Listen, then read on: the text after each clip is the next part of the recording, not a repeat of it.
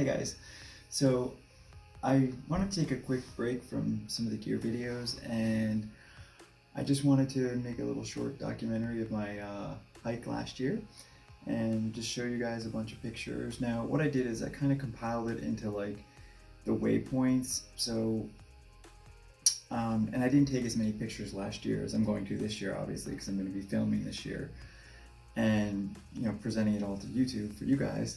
But what I did is I sort of put like all my town stops and some of the hiking in between. And there is a point where I got injured right before Kenney Meadows. So right around the 750 mile mark, once I reached Kenney Meadows, I sort of jumped around because I had 2 broken ribs. I didn't realize it at the time, but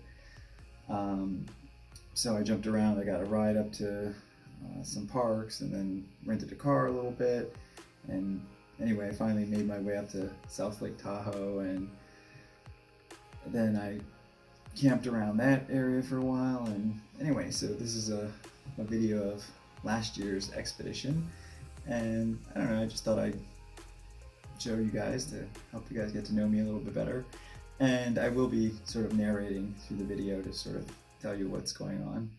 So hope you like it. Okay, you guys, well, I started out in San Diego, flew there, stayed there for a couple of days, and it was really nice. I'd never been there before, so I just checked out the city and walked around and then headed out to the trail. And my first real waypoint wasn't until Warner Springs, and this area is very grassy, very rolling hills. I camped under the big oak tree, which was really nice. I liked it. That's when people first realized I was living in a condominium, so they called it. Anyway, coming out of Warner Springs, it was really, really hot. I hated drinking the boiling hot water in my pack, so that really slowed me down. And unfortunately, I wasn't with anybody. The people I'd met, I kind of lost them because I had camped early. So anyway, I was on my own, heading through the hills and the mountains. There I am, having no clue what the hell I'm doing. But it's okay, I made a friend with a cow. He had lunch with me one day. And then I made my way to Idlewild. I love this little town. I stayed in this little bungalow right here.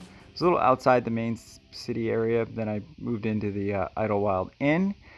And it's just a beautiful town. The people are so friendly. It's got lots of little tons of shops and restaurants. The scenery is beautiful. When I was staying at the Idlewild Inn, my room was right behind this little stream. I had a swing on the... There I am on the swing, and it was just wonderful. It was one of my favorite stops along the PCT. I explored the little forests around it. I got to meet the mayor, Mayor Max. He was so sweet. And from there, I headed down into Cabazon. Now, nobody wanted to go to Cabazon with me, but I had always wanted to go there because I knew that's where the famous dinosaurs were. I'm a child of the 80s. So, like the movies like Pee-wee's Big Adventure and The Wizard, Tears for Fears. And I'm glad I did. I went down there, saw the dinosaurs, and stayed at the casino, which was the most expensive room I ever stayed in on this trip, but it had the sweetest bathroom, as you can see. I was living it up. So I got to have my picture taken with the dinosaur. Well, a selfie. That's the foot of the dinosaur right there. And the casino had this really awesome pool, so I sat out by the pool for a day or two. I think I actually stayed in Cabazon 2 days because it was so hot and there was heat warnings. So then I made my way into Big Bear. Big Bear Lake is one of the bigger little towns, so to speak. And it's really neat too. Got all these little shops and places to eat, and I got my hair cut there at the Village place and just kind of hung out there for a couple days. And the rooms actually were really cheap.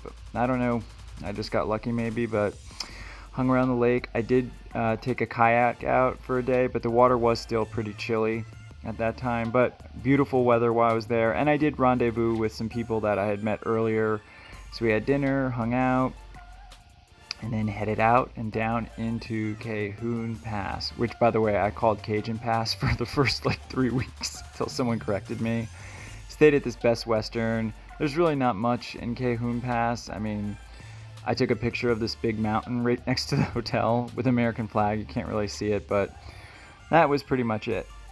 And from there, hiked into Wrightwood. Now this was actually another one of my favorite little towns. Beautiful area, I stayed in the Canyon Creek Inn. What a beautiful room. One of the nicest rooms I stayed in the whole trip. Had a little washing machine out back.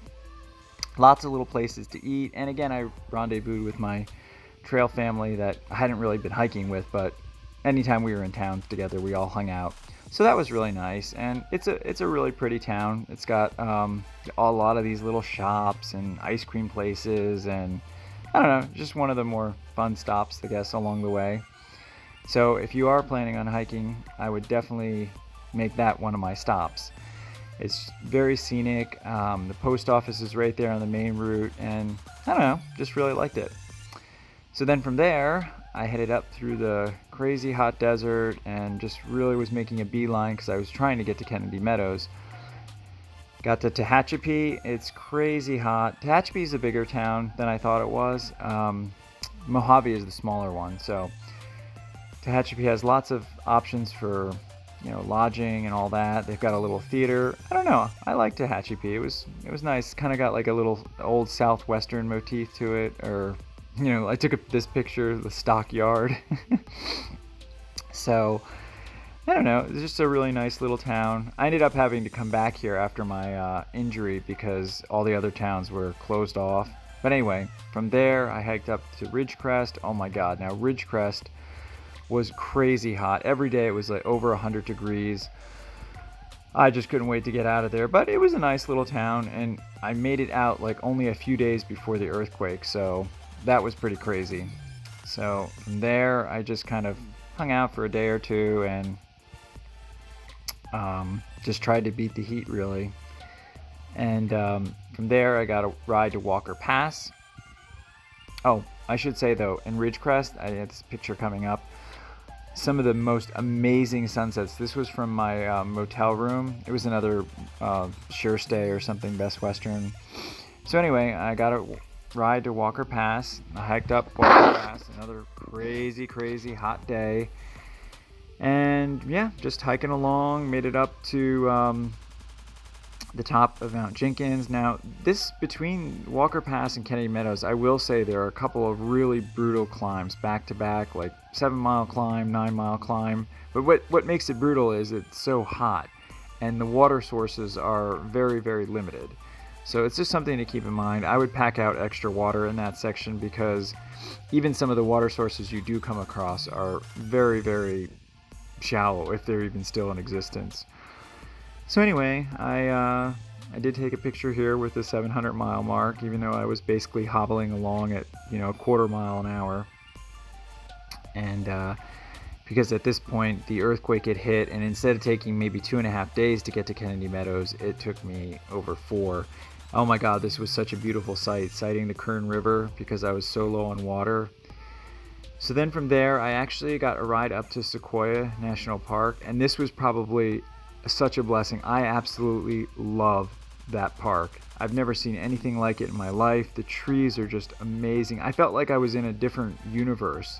I mean, I'm from the East Coast. I've never seen anything like it in my life, and I actually camped there for 3 days because I was just so in love with it. You can see how happy I am. I just absolutely loved it. That's my tent, and I just couldn't get enough of those beautiful big trees. And I even went to the little museum, and it's amazing. These trees, their bark is actually flame retardant. I mean, how cool is that nature instituted that? Because I don't know, just so amazing. And oh my gosh, one night at camp, a tree fell down. It was the loudest crash I've ever heard.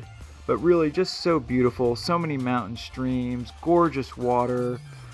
I mean, the whole area is just like something out of a fairy tale or something. So I would highly recommend making this a stop if you can. And if you can, like, spare the time, go over to the national park area because it is just beautiful. I mean, you can see there's just breathtaking views. So anyway, from there I hitched up to Yosemite. And Yosemite was honestly just so crowded. It was just mobbed. So I kind of didn't really stay there that long because it was just so crowded. And I kind of wanted to just take it easy. I couldn't even find a camping spot. There weren't any available. So I got up to Tiobe National Forest, and this was another beautiful area. Just south of South Lake Tahoe. lots of little rivers and streams. I actually camped in this canyon at this place called Crystal Springs Campground, and I found this little beach, little private beach, no one around. So I went swimming there for a couple of days. That's me with my feet in the water.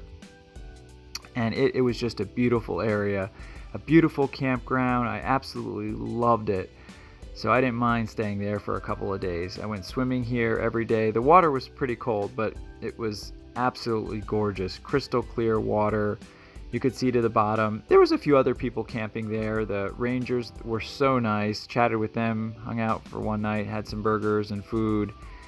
So anyway, that was a wonderful, another little blessing. You know, I never would have found that area if I hadn't gotten injured. So as you can see from the pictures, it's just absolutely beautiful. And I'm sure, like, you know, the Sierra offers this kind of thing, but, you know, I wasn't there because I got hurt. So this was sort of a nice little thing for me to stumble upon. And so from here, I just kind of hung out. I actually found this little fishing hole, and I went over right here and talked to some of the fishermen one day that were fly fishing, and oh my God, what a beautiful spot.